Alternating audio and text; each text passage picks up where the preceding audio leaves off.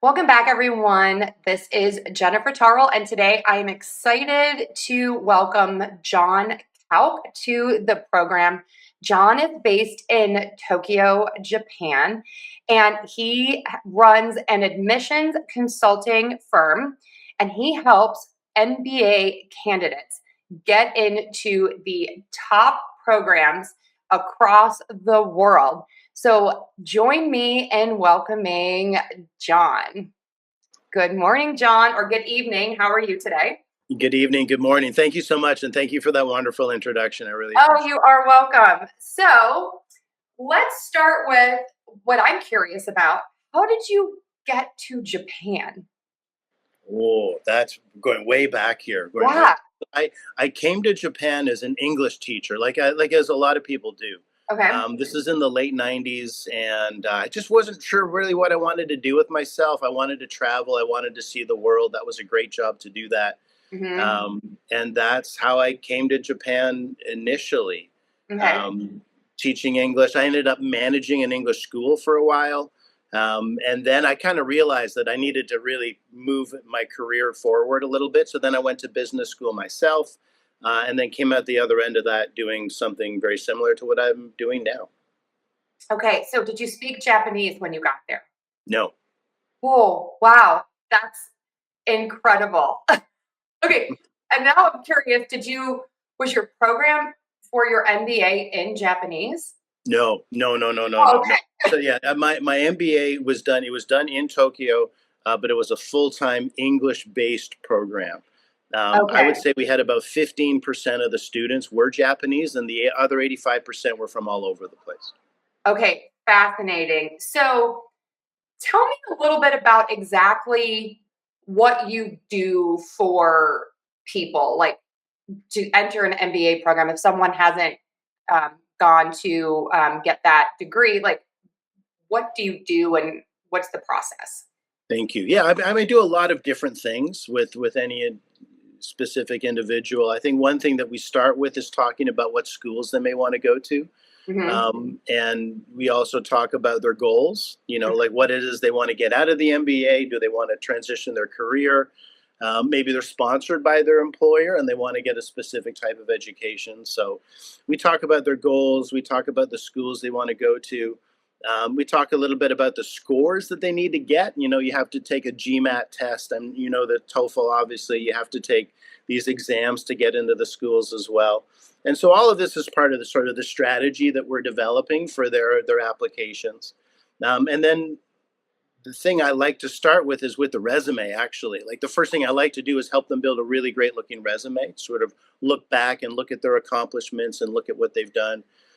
And then after that, we finalize that goal story that I mentioned before. We may touch base on recommendation letters, or at least the strategy for them, or at least who's going to be writing them, which supervisor, which former supervisor.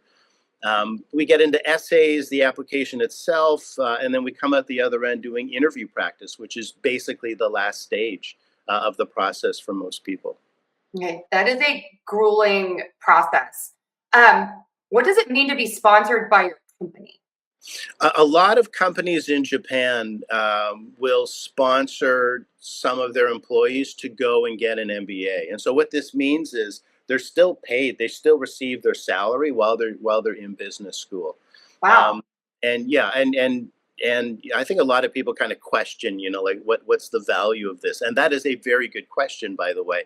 But there one small element of it that I think is important is that the companies that do have the sponsorship process and the sponsorship program, when they are recruiting undergraduate seniors, this is something that they can share with them. Like work in this company, and after a couple of years, maybe we'll sponsor you to do an MBA as well. And so that's an attractive point to a lot of applicants. Japan is kind of the reverse of a lot of places. Here, the companies are competing with each other for that undergraduate talent to hire people, because of the age, the demographics and stuff are not working in their favor anymore. Wow, that's incredible. And what is TOEFL for people who don't know? TOEFL is a test of English. It's academically oriented. So unlike the TOEIC, which is like a test of English for business purposes, the TOEFL is a test of English for academic purposes. And a lot of applicants that are non-native speakers of English, they have to submit a TOEFL score, or there's a British test called the IELTS, and sometimes they take that exam instead of the TOEFL. Right. Thanks for talking about that. So everybody knows that I run another business focusing on English and pronunciation. Right. And I always like to remind all of my native speaking friends that the TOEFL is not easy. No. You have to really think on your feet. It's a completely different way of speaking English. And so you have to do that on top of speaking English. And so I always find that to be very, very difficult. What do you think is the biggest problem that your clients have when they are applying to school? That's a great question. That's a great question. I think that, well, I mean, let me answer this by going back to when I was an MBA applicant myself. I didn't really know what to write about. I didn't really know who would be reading my stuff or assessing me. I didn't know what the expectations were. I mean, I know myself. I could write, I could answer all of the questions, but it was really, really difficult for me to really figure out how successful I might be doing, or how effective my writing was, or if the intended purpose would be achieved or not. And that's a lot of people call this like the black box of admissions. Is, you can write about yourself, but it's hard to know how effective that is. And so that's where I come in. I'm that impartial observer who can say this essay is really good and this is definitely not, and why are you not writing about this, and you should be emphasizing this more and emphasizing this less. And that's what helps people navigate the process of getting offers from their top choice business schools. That's so interesting because I do think that it's difficult oftentimes to think about your audience and to put yourself in the shoes of the person who is reading your essay or listening to like your interview, like we're doing today. It's like, what does the audience want? And I think that makes me then think about your story. And I think culturally, we all sort of value different things in our storytelling, and we tell stories a little differently. Do you think there are any sort of like through lines or themes that you would recommend someone kind of sticks with in just telling their story, not even for an admissions process, but like, how would you tell people, what should they hit to tell their story? Well, I mean, yeah, I'm just trying to think of how I could answer that. I mean, one piece of advice that I think is fundamental to everyone is your story should be personal. Like your story should be about yourself. And I think if someone is going to listen to you tell that story, the goal is for them to feel like they're learning something about you. And so that's why, for instance, if you were to ask me about the work I do, I'm not gonna fill up everything I say with a lot of jargon that is hard to understand and difficult to parse through, because then the impression that you would get of me is that I'm unapproachable and hard to communicate with, or something like that, right? So if you're thinking of your story, whatever the situation is, make it personal, make it authentic, make it genuine. That's advice that I do find I'm often giving to my clients. Love that authenticity and genuineness. Because I always think that kind of shines through with people when I'm working with people. That's a really good tip, is just be you and kind of lean into it. And that's going to kind of, I think, resonate more with people. So when you meet with people, how long does this process take to get into an admission, to start from the beginning to the end to getting into a school? Yeah. From the beginning to the end, I would say I generally onboard most of my clients by March or April of a given year. and they are submitting applications hopefully in the first round, September, October. If not, the majority of them are submitting in January.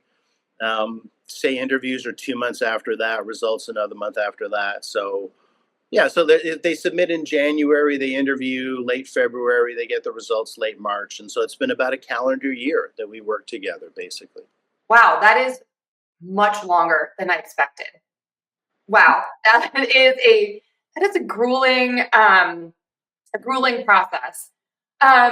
So you're a big risk taker, obviously. You moved to Japan. How do you help your students sort of manage, I'm going to call it risk when they're applying to schools? Like, like, do you work through with an MBA program? Is it sort of like when you're going to undergrad where you look at like, well, this is the school I can get into, this is my reach school, or like, is there It's exactly like it. framework?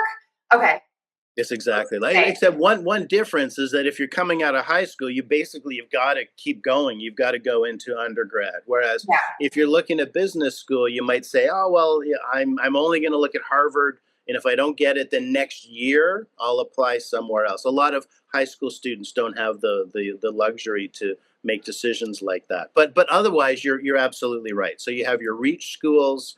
You have like your, fair target schools, maybe like a safety or a backup option. Mhm. A lot of people do that. Not everyone. Not everyone. I get people that say, I want to go to Harvard, or I want to go to Stanford, or I'll just continue my job. And that's fine. That's Yeah. perfectly fine. For every client, I always talk about risk.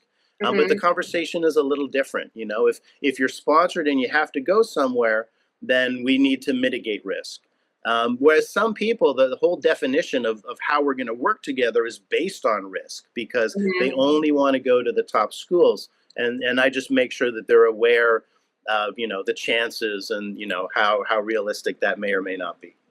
Yeah. What are the top schools now for the Well, there's MBA? the M7. There's the M7. I guess at the What's that? top of the M7 is Harvard, Stanford, Wharton. MIT's in there, Columbia's in there, Chicago's in there, and Kellogg is in there as well. So those are the seven. With Harvard, Stanford, and Wharton right at the top, and Mhm. then the next four after that. So is Wharton Yale? What's that? Is Wharton Yale? Wharton is different from Yale. Oh. Wharton is in Pennsylvania. Yale's in Connecticut. Oh, so what is Wharton, Wharton? University of Pennsylvania then? Wharton is at the University of Pennsylvania. That's right. That's right. Okay, and then Kellogg is Northwestern. Kellogg is Northwestern. That's correct. Yeah. Okay. And I think all the other ones you actually said the actual like university name. So in case Yeah. someone, Harvard, Stanford, MIT, Columbia, Chicago. Those are the university names. No matter whether it's undergraduate or graduate, no matter what department. That's true. okay.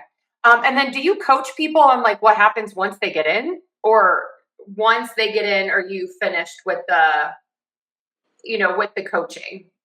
The overwhelming majority of my work is done Okay. once they get in, especially once they get obviously to like their dream school. But Mhm. in some cases, they may have multiple offers, and then we start talking about like a scholarship strategy, or maybe trying to, trying to see which offer is most appealing, and there's a lot of factors that go into that. Um, I do a little bit because I myself have an MBA. I do a little bit of advising on how to prepare for the MBA, like what you should read and what you should not bother reading and things like that. But the overwhelming majority of our work certainly is done by the time they're getting these offers. That's for sure. So you mentioned scholarships. Um, so you work mainly with international students who would be coming to the US. Like, who offers these scholarships? Most MBA programs have scholarships for both domestic and international students. Oh, I wasn't aware of that. So it's kind of similar to undergrad then, in that there is financial support for that. Right, right, right, right. I mean, it's not necessarily easy to obtain, but there are I think virtually every MBA program has sort of a bunch of merit-based scholarships that Mhm. people can submit for. Right. And then I'm curious, how many people, what are the percentages for admissions from applicants to acceptance? Not talking about scholarships, it's just in general gaining Just into in the. general, yeah, I'm curious about just the admission rate. I would say the low end would be 5 to 10%, and some schools could be beyond 50%, 40 to 50%. It really depends. Wow. Okay. So if someone out there wants to go and get an MBA, right? Um, is there a school that's really good that you would recommend people apply to, but maybe is a little bit easier to get into? Yeah, I mean, we would have that discussion, and maybe we'd look at top 20 schools. Okay. Yeah, I don't want to give the names of schools and sort of tag them to this is an easy That's school to get true. in. That's a good point. But Yeah. So it but kind of has to be a good fit for the person too. yeah, and that's important, like, and so there's a lot of factors that go into it. But I mean, certainly that's something that I'm calculating in the back of my mind. I've got this person and they want to do this and this and this, and what do I think are the chances of them being successful? Is this someone that I want to work with? I'm in a good position where I can be selective in terms of the people that I work with. And so yeah, I mean, I will recommend to a specific person, like, why don't you target this school? Maybe the brand reputation is better Hmm. than the admissions process. Like, they maybe admit a lot of people, but they still have a really good name. Hmm. And that may suit that person's needs. And in that situation, I would recommend a school like that. Okay. So I have very strong thoughts on this. I'd like to get your opinions. Okay. Um, so you mentioned that you can be selective with your clients who you are Right. coaching.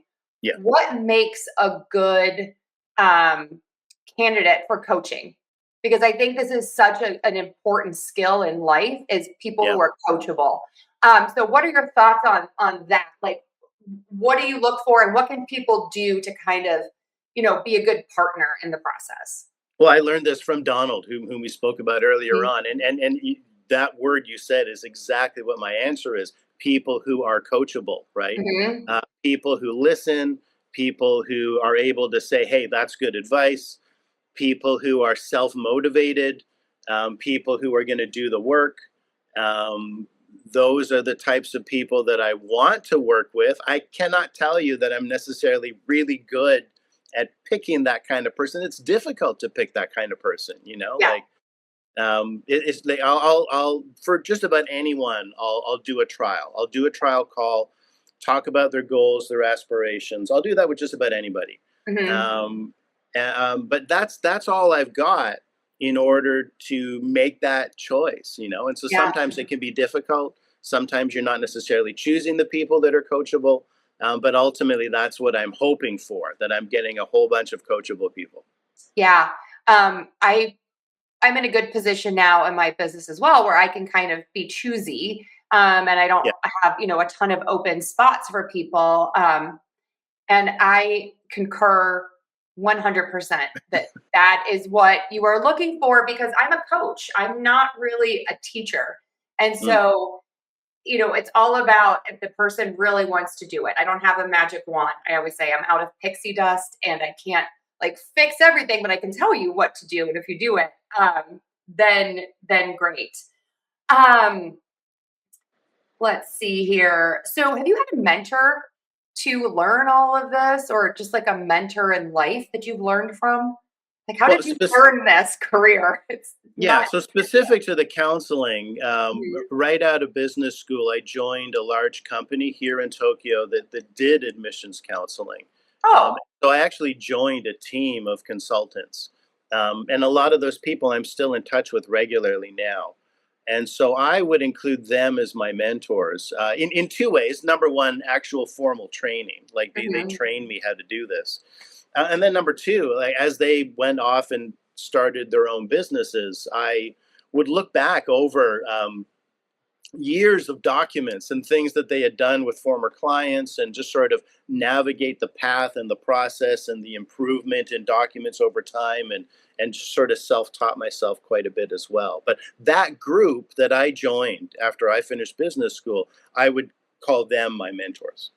Oh, interesting. I didn't even realize there was like an actual business, like a whole business that does this. I knew there were a lot of like people like you who are more bespoke in your Right. services. I didn't Right. realize that there was like a, like a company. That's the way the market is now. So now for the Japan market for admissions consulting, it's all individuals like myself. And I can name all of the other ones. Oh, 20, 30 years ago, there was some of that, but there was a couple of large organizations that had a fairly big market share. That's definitely not the case anymore, though. what's the benefit of, do you think, the smaller individuals compared to the bigger companies since you've done both? You can make your own system. Uh, You can choose the people that you work with. When they pay the money, it all goes to you, as opposed to mhm. only a small part of it going to you. But more than that, for me, it's the flexibility. It's designing the day how I want to do the day. That's the attractiveness for me, and that's the value of being independent. Okay, this leads me into a great question. I talk to so many people who want to work for themselves, Hmm. and I don't necessarily think that's for every person. Right. Um, what is your what does your day look like? Like, how do you keep yourself motivated when you're not really answering to anyone else but yourself? That's a really good question. That's a really good question. No day looks the same as Mhm, another. Honestly, every day is different. Although in general, I tend to get up and get on my email, and mhm. sort of. I've got a lot of clients that are working on stuff way late into the night, and a lot of that's facing me when I wake up. But yeah, other than that, can I answer the question pre-COVID and post-COVID? Is that Yeah, fair? Is that please. That would okay? be great. Actually, I So love that. Yeah. pre-COVID, get up in the morning, do the email. In the afternoon, do like remote stuff, like things I'm meant to be reviewing, maybe processing administration records or invoicing people or whatever. And then going into the evening, I would take calls. Um, and well, no, actually, pre-COVID, those calls were mostly in person if the people were in Tokyo. Honestly, Mhm, mhm. now the calls are not just in the evening, they're spread throughout the day. And they are all calls. I don't do any face-to-face stuff anymore. Wow. Yeah, I may do a call at 10 a.m. or 11 a.m. I may do a call at 2 p.m. or 3 p.m. or 7 p.m. or 8 p.m. or 9 p.m. It just really depends on the client's schedule as well as my availability. Mhm, Sometimes I don't want to work late at night. Sometimes I want to just get up, go through the email, maybe take a call, and then call it a day off after that. And mhm. so, there's some give and take there. Again, I'm independent. I can do these things however I want to, but no 2 days are the same. And the schedule is just really based on what my clients need and what I'm willing to offer as well. Mhm. How do you schedule time for yourself? I struggle with this, that there's always something to do when you run your own business. Have you Yeah. found any ways to help with that? No, I was kind of hoping you could give me some hints, honestly, because no, I'll set a target. So like today is Tuesday, so I'm looking ahead and I'm thinking Friday's looking pretty clear, um, and I'm going to try and protect that a little bit. And so if I do get a request for a call around that time, I'm going to offer Thursday. I'm going to offer Saturday. We'll see how it goes, and I'm able to cobble together like one solid day off a week Yeah. from that. But I don't want to give you the impression that I'm working like crazy hours at the same time. I'm really, really not. Like a Mhm, typical day, I'm working 2, 3, 4 hours, maybe 2, 3, 4, 5 hours. So mhm, I can easily get a half day off or a couple of half days off as well. You just got to plan ahead. And then once you decide, I'm going to take this time off, then you've just really got to be protective of it. And mhm. unless it's a real emergency, you just get them to meet with you the day before or the day after. Yeah, that's kind of what I have found that Yeah. works, is that, I used to bring my calendar up and show people in a call, like, "Oh, let's look towards next week to schedule." And then people are like, "Oh, your Saturday is open." And I'm like, "Well, that's Saturday. Like, I'm not working on Saturday." So, like, that's what I've learned, is just don't Yeah. share your calendar, because people think if there's nothing on it, that you're open, and that's not necessarily. You are available to them if there's nothing on your calendar, right? And That that is that, true. that That's could the be big the thing. And I'm case. like, no, no. Um, so if someone wants to start doing what you are doing, do you have any tips for people? Not even what you're doing as an admissions consultant, Right. but just sort of starting their own like consulting business. How any tips on that? Yeah, well, I think the tip is a question, and the question is how are you going to get customers, right? Yeah. And probably if you're starting out, which is the premise of your question, if you're starting out, you're going to get customers through the partnerships that you develop, right? Hmm. And so if you want to if you want to do what I'm doing, then you got to park yourself next to a GMAT school, or you got to Hmm. meet a guy or a woman who runs a GMAT school. Hmm. You need to get a source of customers, and Yeah. so that's important. That's how I was able to navigate through to where I'm at, and Yeah. for most people, I think that's the key question. And now, how do you get your students? Is it word of mouth? Yeah, Yeah. Yeah. So just so people know, we were just talking before we started recording in 2012. It's been a minute. yeah, yeah. And I came to Tokyo and taught a class, and you were there.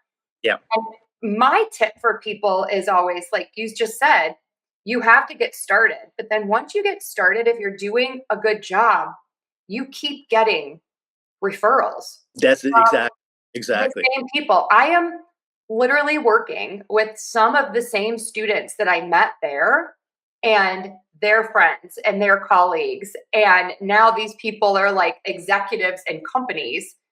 And because my job is like, kind of broad, I'm still working with some of these people. Like Right. it's crazy to me that like you get this one little start and then it just kind of builds. It's not magical. It's not viral. Or did you have a viral moment? Maybe I'm putting words in your mouth. Where like No, every student took off. I've never had a viral moment. I've never had a viral moment. But for every client I've ever had, I've always done my best to give them the best advice that I can. Just like I know you do a really good job for every one of your clients, and that is the enabler of the word of mouth, right? Yeah, Because if you're not doing a good job, then you're not going to get the word of mouth. But if you focus on what they need, and if you yeah, genuinely help them, you give them the advice they need to hear, they're going to refer you to other people, and then your business will thrive and grow. yeah.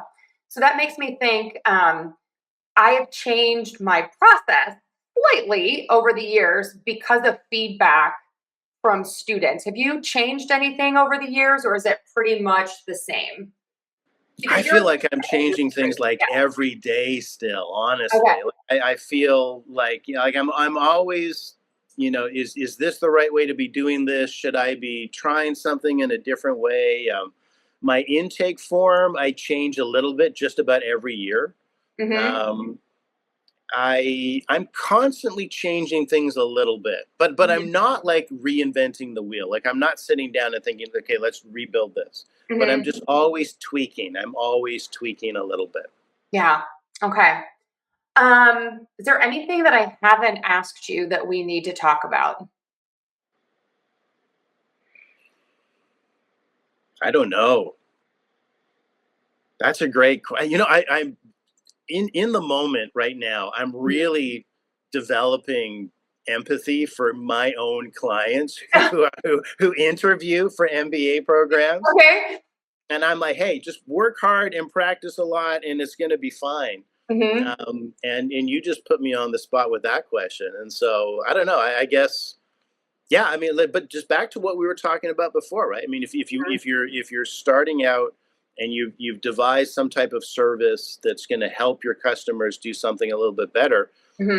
just always put yourself in their shoes. I guess a little bit better than I've been doing, as I just admitted there. And Oh no. that's the way that you can help yourself. Actually, I want to comment about what you just did that I tell people all the time. To me, that's often authentic, is that Right. you needed to take a beat to think about what you wanted to say. And it's also okay to say, like, wow, that one stumped me. I don't know. I have to think about that. I think that that's okay to say. And silence is okay. No Yeah. one likes silence. And that's definitely one to practice, at least from my from my world here. Right. Um, you mentioned books. I'm a big reader. Is there any book that you like from like a personal standpoint or like a business, prep standpoint that you want to talk about or recommend? A book I want to recommend. I have no idea. So I'm wearing glasses. I was not wearing glasses when we met 13 years ago. Yeah, same. Um, Yeah. there you go. There you go. There you go. And Yeah. I started wearing these glasses like about 8 months ago. Uh-huh.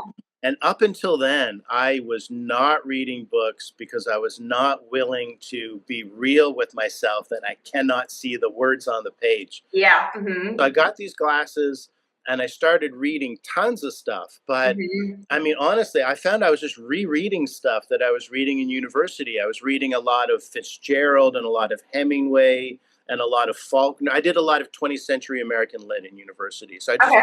I started rereading a lot of that stuff. And I found on the second read, you just retain so much more and it just stays with you so much longer. So Mhm. I don't know if that's good advice for your listeners or not, but it's something that I've recently learned is that going back and rereading something that you really enjoyed, you may Mhm. even like it even more the second time, whatever that book is. Yeah, I have a recommendation for you. I'm listening to this great podcast. It's new. It's called Old School with Shiloh Brooks. Okay. And he teaches literature. I can't remember where.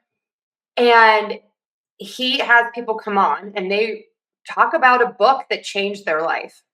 And I think what's so interesting is every single person says, I can't believe how this book is so different every time I read it. And it gets Interesting. better and you learn different things. And the host's supposition is that it's because we've changed. The book hasn't changed. And Oh, I think you'll love the podcast. It's so, so good. I made a note as you said it. I wrote it down on my phone as you said that. So I'll Yeah. check. So it's really, really good. Okay, so you've helped me so much because we met years ago. You've sent me, some clients and things. So Right. who has helped you the most in your life or your career? Well, I'm going to say it was Donald, Mhm. our shared Yeah. connection, Mhm. Donald Miller, because I was working in that large organization and I'd seen a lot of consultants before me go out and be independent and be Mhm. successful with it. But, I didn't know if I could really make that transition. I didn't Yeah. know if I'd be successful with it. My wife at the time was concerned as well. Is this going Yeah. to be a big Mhm. failure or not? Yeah. So, and so I just took the least amount of risk I could. And I went from that company to working with Donald, Mhm. and I set up the business at the same time. And Nice. so during those around the time when we met, I Mhm. was not at home very much. I was Yeah. working a lot, but I think my wife was reassured that this is going to work okay. Right. Um, and it did, and I was able to be successful with it. So rather than I think a lot of people see stories of entrepreneurs, and they were down to their last penny, and they threw that into the business as well. Mhm. And it doesn't necessarily have to go that way for you to be Mhm. an entrepreneur as well. You can make good, sound decisions and manage risk to the best of your ability, and still come out doing something on your own. It's possible. Yeah, it's interesting. We've had a similar path because I sort of had, I call it my side hustle, and I tunneled out. And it just slowly, slowly, slowly got to There the you go. point where now this is my full time job, but it Yeah. took me a while. Okay, this has been so amazing. I could keep going. So, where can listeners find you if they are looking to apply to MBA school, or I don't know, maybe they just need help with like I don't know if you do this, their resume or something like that. Where can people find you? Yeah. So I mean, I think my name is on the screen, John Mhm. Couke, and so the easy way is johncouke.com. Okay, So JOHNCOUKE.com. And or just send me an email. So the email is john.couke@gmail.com. great. And Either way is great. I'll put that all in the show notes and the description below. So, John, This has been delightful. It was so great seeing you. Thank you for taking the time. So thanks so much, and Thank have you. a great evening. Bye-bye. You too. Great to see you again. Thank you so much. Okay, bye-bye.